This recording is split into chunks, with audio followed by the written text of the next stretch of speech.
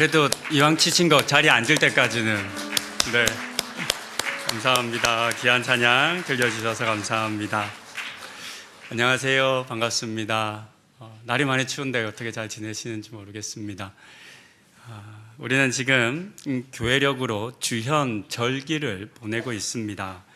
1월 6일이 주현절이라고 말씀을 드렸는데요. 이때 주현이라고 하는 말은 헬라어로 나타나다, 보여주다라는 뜻을 가진 단어입니다. 고대 사회에서는 왕들이 이렇게 외부 시찰을 나가잖아요. 이제 가서 백성들 앞에 자신의 위엄을 드러내는 그런 행사를 하곤 하는데 이제 그때 주로 사용되었던 단어입니다. 주현절기는 1월 6일 하루만 지키는 것은 아니고요. 1월 6일부터 사순절이 시작되기 전까지 지킵니다. 올해는 1월 6일부터 2월 17일까지입니다. 이 기간에 성서일과에 따른 성경 본문은 예수님이 누구이신지를 드러내는 이야기가 기록된 성경 본문을 읽게 했고 또 그것을 설교하게 했습니다. 이런 배경으로 우리는 앞선 2주 동안 하나님의 아들로 드러나신 세례 이야기를 보았고, 지난주에는 하나님의 어린 양으로 드러나신 이야기를 보았습니다. 오늘은 세 번째 시간으로 큰 빛으로 세상에 오신 예수님에 대한 이야기를 함께 보려 합니다. 빛으로 오셔서 세상의 모든 어두운 곳에 있는 사람들, 고통받고 버려지고 상처 입은 채 살아가는 사람들에게 빛을 비추신 예수님의 이야기가 마태복음 4장 12절 이후에 기록되어 있습니다. 이 말씀을 통해서 예수님께서 세상에 오신 이유와 목적을 다시금 확인하는 시간이 되기를 소망합니다. 대통령 선거 유세 이야기로 설교를 좀 시작하고자 합니다. 여러분, 대통령 선거 후보는 누구나 할 수 있어요. 그렇죠? 여기 계신 분들도 하실 수 있어요. 다만 돈이 좀 듭니다. 기타금을 걸어야 되니까요. 하지만 그런 개인이 나가서 대통령이 당선되는 일은 없습니다. 정당에 소속되어서 유력한 후보가 되어야 합니다. 여러 경선의 지방을, 전국을 다니는 경선을 마치고 나면 대통령 선거 후보자로 그렇게 결정이 됩니다. 그러면 당에서 그 사람의 후보 등록을 하고 본격적인 유세를 시작하는데요. 이때 선거 캠프에서 많이 공을 들이는 일 중에 하나가 첫 유세를 어디서 하는가, 선거의 출정식을 어느 장소에서 하는가를 선택하는 것입니다. 후보가 보여주고 싶은 핵심 메시지와 정체성을 잘 드러낼 수 있는 장소를 찾으려 합니다. 어떤 이들은 자신의 뿌리를 강조하기 위해서 고향을 찾기도 하고 전통적인 지지층이 가장 많은 곳을 방문하기도 하죠. 또 어떤 사회적 이슈가 크게 있을 때 그러면 그 이슈의 자리에서 내가 이 갈등과 이 어려움들을 해결하는 능력을 가진 해결자로 서겠다, 이런 메시지를 전하기 위해서 그 당시 사회에서 큰 이슈가 되는 지역을 찾기도 합니다. 이렇게 하는 이유는 그 장소가 주는 상징성이 곧 후보의 정치 철학이 되기 때문입니다. 선거를 돕는 홍보 전문가들이 있습니다. 요즘 선거는 그냥 하지 않더라고요. 정말 많은 다양한 전문가들이, 각 분야의 전문가들이 이 선거를 치르는데, 홍보 전문가가 있다면 후보자의 이력과 또 후보자가 전하고자 하는 핵심 메시지 등을 잘 정리하고 고려한 이후에 가장 많은 사람들에게 주목받을 수 있는 장소, 또 좋고 긍정적인 영향을 미칠 수 있는 곳에서 시작해야 한다라고 분명 조언할 것입니다. 그러면 이 홍보 전문가들을, 오늘 이 시대의 홍보 전문가들을 예수님의 시대로 한번 좀 데려가 보십시다. 마태복음 4장 1절부터 11절에는 예수님의 그 광야 시험에 대한 내용이 기록되어 있습니다. 여기까지는 세례 받으시고 시험 받으신 것까지는 이제 준비로 보는 거죠. 그러니까 마태복음에 따르면 오늘 본문이 기록하고 있는 4장 12절부터가 예수님의 첫 사역입니다. 그래서 오늘의 본문에 보면 이제 여기서야 비로소 하나님 나라 천국이 가까이 왔음을 선포하십니다. 그러니까 이제 첫 유세를 하는 장소인 것을 알 수 있잖아요. 오늘날의 홍보 전문가들이 예수님의 첫 출정식의 자리를 이렇게 선택한다면, 조언한다면 어디를 조언했을까요? 예수님께서 정치적 권력을 얻기 원하셨다면 로마에서 시작해야 한다고 조언했을 것 같습니다. 또는 예수님이 지적 명성을 얻기 원하셨다면 아테네에서 시작하라고 했겠죠. 유대 종교적 권위를 세우려 했다면 아마 예루살렘 성전에서 시작해야 한다라고 조언했을 것 같습니다. 그것이 힘과 영향력을 극대화할 수 있는 전략이고 많은 사람들에게 자신을 드러낼 수 있는 일반적인 방법입니다. 그런데 놀랍게도 오늘의 본문은 누구도 예상하지 못했던 의외의 장소로 우리를 데려갑니다. 예수님께서 공생의 사역의 첫 발을 내디디신 장소, 선택하신 장소는 화려한 도성 예루살렘이 아닙니다. 어떤 정치적, 경제적 중심지도 아닙니다. 오히려 과거 납달리와 스불론과 납달리 지역이었던 갈릴리 변두리 지역을 찾아가셨습니다. 왜 하필 이곳이었을까요? 마태는 이 선택의 이유를 설명하기 위해서 이사야서 9장 1절과 2절을 인용하여 들려주는데요. 이사야서의 말씀을 제가 한번 보겠습니다. 전에 고통받던 자들에게는 흑암이 없으리로다. 옛적에는 여호와께서 스불론 땅과 납달리 땅이 멸시를 당하게 하셨더니 후에는 해변길과 요단 저쪽 이방의 갈릴리를 영화롭게 하셨느니라. 흑암에 행하던 백성이 큰 빛을 보고 사망의 그늘진 땅에 거주하던 자에게 빛이 비치도다. 이사야의 말 속 스불론과 납달리는 고통과 흑암, 멸시, 그리고 사망이라고 하는 단어로 설명이 되는 그런 곳이었습니다. 도대체 그 땅은 어떤 일이 있었던 것일까요? 왜 그 땅은 이렇게 고통하고 흑암 가운데 있었던 것일까요? 먼저 그 역사적 내용을 한번 살펴보시겠습니다.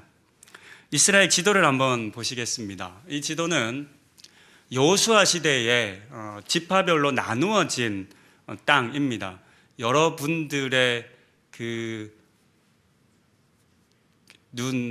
뭐라 그러죠? 눈에 시력으로는 못 읽으실 것 같아서 확대 준비해 달라고 했습니다. 확대 화면을 보여주시면 좋겠습니다. 간사님 감사합니다. 이렇게 만들어 주셨습니다. 이스라엘의 제북단에 보면 스불론, 납달리 그리고 단 지파가 있는 것을 보실 수 있을 겁니다. 그런데 납달리를 보게 되면 갈릴리 호수로 흘러가는 그 물길에 딱 인접해 있잖아요. 그래서 이 지역을 좀 아셔야 합니다. 보신 것처럼 스불론, 납달리 이 단 지파들은 최북단에 위치해 이방 나라들과 국경을 맞대고 있었습니다. 이런 이유로 당시 강대국이었던 아수르나 바벨론 등 적들이 침공할 때 가장 먼저 짓밟히고 가장 먼저 불에 타고 또 가장 먼저 자녀와 가족들을 빼앗긴 마을들이었습니다. 예루살렘의 입장에서 보면 좋은 방패막이 역할을 해준 마을들이라고 할 수 있겠죠. 역사적 기록을 통해서도 살펴볼 수 있는데요. 기원전 732년경에 아수르의 디글라빌레셀 3세가 이 지역을 침공해 옵니다. 아주 큰 전쟁이었죠. 거의 초토화시킵니다. 완전히 황폐하게 만든 다음에 이곳에 사는 사람들을 다 그냥 포로로 끌고 갑니다. 아수르의 정책은 그 지역의 문화나 종교나 이런 것들을 인정해 준 방식이 아니라 어떻게 하냐면 그냥 마을 전체를 소거한 다음에 모든 사람을 다 어딘가로 그냥 이주시켜 버립니다. 그리고 또 다른 점령지에서 또 전체 마을의 사람들을 다 이주해서 딴 데다 갖다 놓습니다. 그렇게 섞어버리는 겁니다. 힘을 갖지 못하도록. 그래서 이 스불론과 납달리에는 어떤 일을 하게 됐냐면 다른 이방 사람들을 그냥 다 데려다 놓고 살게 만든 겁니다. 이 전쟁에 대한 이야기는 열왕기상 15장 29절에 짧게 기록되어 있습니다. 이 같은 과정을 통해서 스불론과 납달리는 순수한 유대 혈통을 잃어버리게 됩니다. 그래서 어떻게 불리냐면 혼혈의 땅, 부정한 땅이 되었죠. 그리고 오늘 본문에도 기록되어 있는 것처럼 이방의 갈릴리라고 불립니다. 원래 갈릴리는 하나님께서 허락하신 약속의 땅 가나안 안에 있잖아요. 그런데 이 사건 이후로 남쪽 유대인들이 이 갈릴리 사람들에 대해서 저 피가 섞인 애들이야 라고 부르며 손가락질하고 그들을 배척하고 배제해버립니다. 15절에 해변길이라고 하는 길이 언급되어 있는데요. 앞서 보신 그 납달리가 속하여 있는 땅의 그 갈릴리 호수로 내려가는 그 길에 있는 큰 대로입니다. 고대 근동의 가장 중요한 무역로였습니다. 이 길은 많은 사람들에게는 부의 길이었습니다. 성공의 길이었습니다. 왜냐하면 이 길을 통해서 수많은 물자들이 이동했기 때문에 그것으로 말미암아 힘을 얻고 이익을 가진 사람들이 굉장히 많았기 때문입니다. 하지만 정작 이 땅에 사는 사람들에게 이 길은 부의 길이 아닙니다. 오히려 약탈의 길이고 눈물의 길입니다. 왜냐하면 군인들이 오가며 약탈하는 고통을 받았고 수많은 사람들이 포로로 끌려가는 그런 길이었기 때문입니다. 이것이 과거 스불론과 납달리의 역사입니다. 그래서 이사야는 이 마을 백성들을 향해서 흑암에 앉은 백성, 사망의 땅과 그늘에 앉은 자들이라고 불렀던 것입니다. 희망이라고는 씨가 마른 곳, 오직 죽음의 그림자만 가득한 곳이 이 스불론과 납달리였습니다. 그런데 바로 그곳을 예수님께서 첫 사역지로 찾아갔다라고 오늘 본문이 우리 가운데 들려줍니다. 예수님께서는 그곳에 거하는 사람들을 향해서 자신이 빛으로 온 것을 드러내셨고 그들에게 그 빛을 비추어 주셨습니다. 그리고 그들에게 천국 복음을 비로소 처음으로 다른 데서는 말씀하지 않았던 그 비밀한 일들을 말씀해 주셨죠. 우리는 이어지는 두 내용을 조금 더 주목해 보아야 하는데요. 첫 번째 이야기는 18절 이후에 기록된 제자들을 뽑아 세우는 장면이고 두 번째는 23절 이후에 기록된 각종 치유의 장면입니다. 23절까지 읽었지만 25절 끝까지 다 읽으시면 되겠습니다. 예수님께서 이 어두운 땅에서 사역을 시작하시면서 가장 먼저 하신 일이 있다면 그것은 함께할 사람들, 즉 제자들을 찾는 것이었습니다.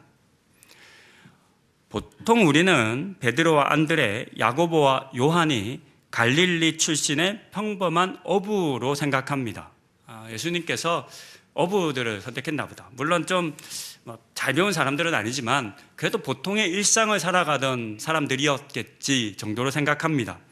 하지만 이들이 앞서 우리가 살펴보았던 스불론과 납달리, 즉 이방의 갈릴리라 불리며 배제되고 차별받던 지역 출신이라는 것은 잘 모릅니다. 이 같은 사실을 알게 되면 전혀 다른 의미와 무게로 그들을 부르신 예수님의 의도가 생각이 됩니다.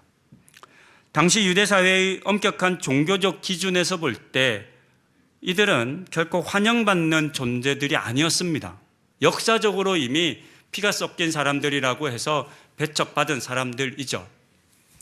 어렸을 때 요즘은 우리 아이들은 전혀 모르는 단어일 것 같아요. 튀기라는 말. 우리 어른들 들어보셨죠? 들어보셨죠? 요즘 아이들은 모를 겁니다. 안 쓰죠. 근데 저 어렸을 때 정말 많이 들어봤어요. 그래서 동네에 그런 분들이 있으면 조금 우리랑 외형이 좀 다르고 그런 다문화 가정에 있으면 굉장히 심각하게 배척했던 그 기억이 납니다. 그러니까 거의 동네에 보이지 않았죠. 왜냐하면 비난을 워낙 많이 받으니까. 우리나라의 뭐 인기 가수도 그것 때문에 참 많은 어려움을 겪었다라는 그런 이야기를 우리가 알고 있습니다. 그런 대우를 받았던 사람들입니다. 당시 유행하고 화려하던 세련된 화법을 배우지도 못했죠. 당시에는 수사학이 굉장히 발달했으니까 그것을 배워야 되죠. 그러나 뭐 그런 배움 전혀 없었던 사람이었습니다. 율법의 규칙들을 지키기에는 하루 벌어먹고 사는 것이 너무나 고단했던 사람들이었으니까 율법조차도 잘 지키지 못하는 사람들이었습니다. 예루살렘 출신의 이름난 랍비, 선생이라고 하는 사람들이 제자를 만약에 뽑는다면 그들 중 누구도 예수님처럼 이 스불론과 납달리가 있는 갈릴리나 가버나움에 와서 제자를 뽑지는 않았을 겁니다. 왜냐하면 그들은 처음부터 시작부터 결격 사유가 가득한 사람들이었기 때문입니다. 하지만 우리 주님께서는 그들을 찾아가셨습니다. 그리고 그들을 불러 제자 삼으셨습니다.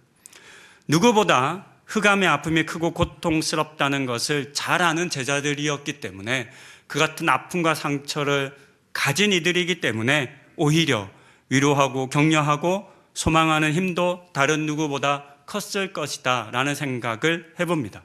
그렇게 그들은 예수님과 함께 고통받았던 그 수많은 이웃들을 돕고 섬기고 구제하는 사역을 감당하게 됩니다. 두 번째로 예수님께서는 앞서 뽑은 제자들과 함께 갈릴리 온 땅을 두루 다니시며 하나님 나라의 복음을 선포하셨고 그들의 삶에 들여온 고통의 그림자를 실제적으로 거두기 시작합니다. 그 내용이 23절 이후에 기록되어 있는데요. 백성 중의 모든 병과 모든 약한 것을 고치셨다라고 기록하고 있습니다. 원래 보통 이때 이 본문의 말씀은 12절부터 25절 끝까지 다 읽어야 되는데요. 올해 이상하게 23절까지 끊었어요. 그래서 뒷부분을 보지 않았는데 뒷부분에 보시면 예수님께서 구체적으로 그들의 삶 속에 있는 질병과 아픔과 어려움들을 치유하는 이야기가 기록되어 있습니다. 우리는 이 같은 장면을 통해서 예수님의 사역이 결코 멋진 구호나 추상적인 이론에 머물지 않음을 발견합니다. 국회의원 선거 때 많은 출마자들이 와서 많은 약속하고 가잖아요. 근데 끝나고 나면 안 지키더라고요. 그렇죠? 구호죠. 그냥 구호에 머물고 말고 우리가 자주 하는 얘기지만 공약이 알고 보면 빌공짜 써서 하는 약속이라고. 그리고 선거 전에 뭔 말을 못해 이런 얘기를 실제 정치인들이 하는 걸 우리가 보지 않습니까? 많은 정치인들이 표를 얻고 인기를 얻기 위해서는 그렇게 하지만 실제 그 일을 행하지는 않는 경우를 많이 봅니다. 하지만 우리 주님 그렇지 않으셨습니다. 수백 년간 제국의 군화에 짓밟히고 종교적으로는 정죄받았던 그렇게 상처 입은 백성들에게 회복을 베풀어 주셨습니다. 배고픈 자를 먹이시고 병든 자를 고치시고 귀신 들린 자를 치료하여 주셨습니다. 이 모든 일들을 통해서 예수님의 나라는 관념이 아니라 실제라고 하는 사실을 증명해 보이신 것입니다. 지난 역사 속에서 가장 어두웠던 스불론 땅과 납달리를 찾으셔서 그곳에 고통받는 사람들에게 빛을 비춰주신 예수님의 이야기를 지금까지 나누었습니다. 본문이 기록하여 들려주는 것처럼 예수님께서는 어둠을 밝히는 빛으로 세상에 또 사람들에게 자신을 드러내셨습니다. 이것이 주연절 지난 세 번째 주에 우리에게 주신 말씀입니다. 저는 이 말씀을 묵상하며 창세기 1장의 창조 이야기가 떠올랐습니다. 다들 잘 아시는 것처럼 태초의 땅은 혼돈하고 공허하며 흑암이 깊음 위에 있었습니다. 그때 하나님께서는 빛이 있으라 말씀하셨고 그 빛과 함께 세상은 새로운 곳으로 변하기 시작했습니다. 계속 이어진 하나님의 창조와 함께 혼돈은 질서로, 공허는 충만으로, 흑암은 빛으로 바뀌었습니다. 그렇게 세상은 하나님의 임재와 함께 과거의 고통과 혼란과 어둠에서 벗어나 사람을 비롯해 모든 피조물들이 살아갈 수 있는 아름다운 곳이 되었습니다. 그것이 하나님의 창조의 능력입니다. 그리고 저는 이 창조의 능력이 오늘 본문이 기록하고 있는 이 갈릴리 땅, 지난 과거 스불론과 납달리 땅에서도 동일하게 일어난 것을 확인할 수 있었습니다. 오랜 시간 동안 버려진 땅이었습니다. 누구도 그곳 사람들을 주목하지 않았습니다. 아니 오히려 배척했습니다. 그렇게 그 땅은 혼돈하고 어둡고 고통하는 땅이었습니다.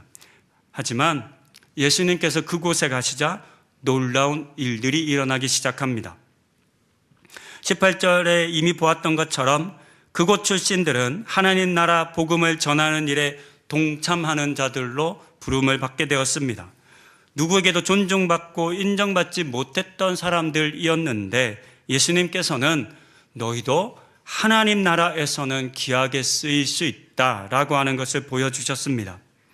더하여 23절 이후에 기록된 것처럼 모든 앓는 자들, 각종 병에 걸려 고통하는 자들, 귀신 들린 자들, 간질하고 중풍병에 걸린 자들도 모두 고침을 받았습니다.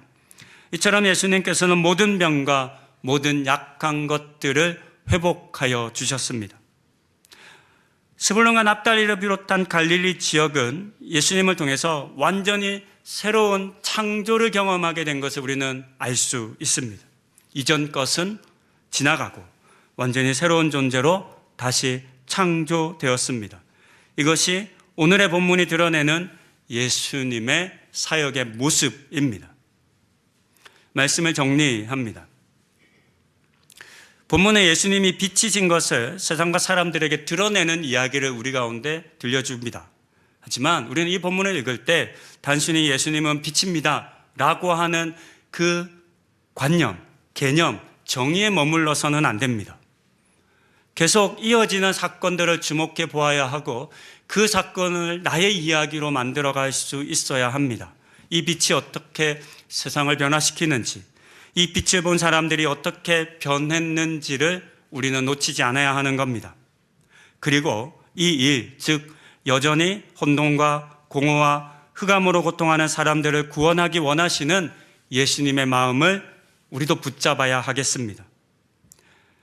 이 같은 일을 우리 주님께서 오늘 이 시대 가운데도 다시 행하실 것이다 라고 저는 생각하고 믿습니다.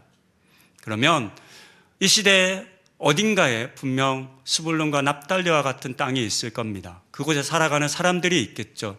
어쩌면 오늘 여러분들의 삶의 자리가 그와 같은 곳일 수도 있겠습니다.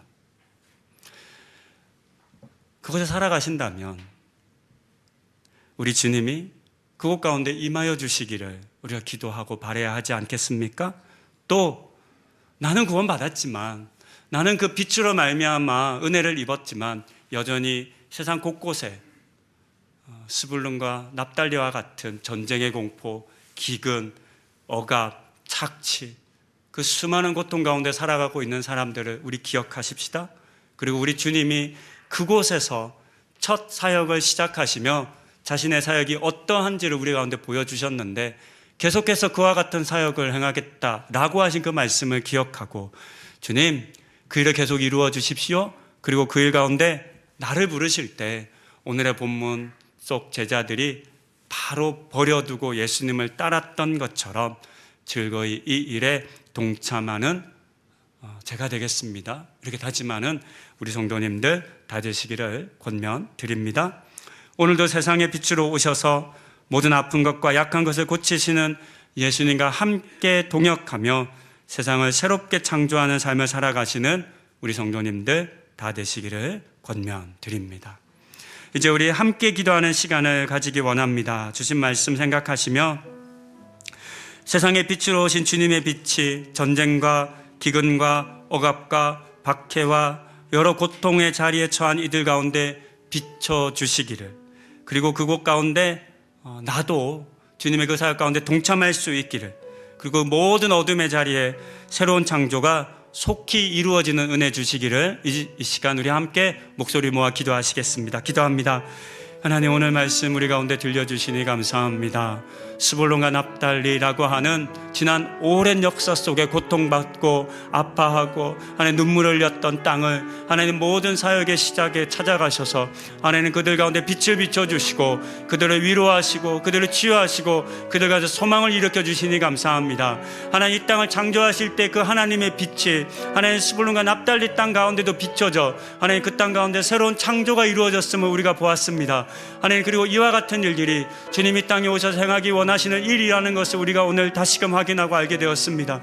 하나님, 이 땅 가운데도 여전히 스불론과 납달리와 같은 것이 있습니다. 전쟁으로 하나님 학대와 억압과 고통으로 말미암아 눈물 짓는 것이 있습니다. 간절히 구원을 바라는 이들의 삶이 있습니다. 하나님, 그들을 외면하지 마시고 찾아가 주시고 그들을 구원하여 주시옵소서. 그들 가운데 빛을 비추어 주시옵소서. 하나님, 우리를 빛과 소금으로 부르셨는데 하나님, 우리도 그 같은 될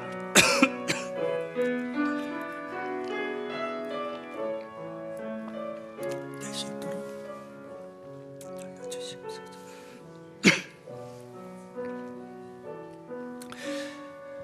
주님, 스불론과 납달리의 어둠을 외면하지 않으시고 찾아오셔서 빛을 비추어 주셨던 것처럼 이 땅의 모든 고통하는 이들을 긍휼히 여겨주시고 찾아와 그들에게도 빛을 비추어 주시고 구원하여 주시옵소서. 그리고 주님, 주님의 빛을 전하고 비추는 이 일에 우리도 감사와 기쁨으로 동참하게 하여 주시고 이 같은 우리의 헌신과 우리의 노력을 통해서도, 우리의 다짐을 통해서도, 우리의 기도를 통해서도 이 땅에 회복의 은혜가 임하는 그 역사를 이루어 주시옵소서. 이 모든 말씀 우리 주 예수 그리스도의 이름으로 기도드립니다. 아멘.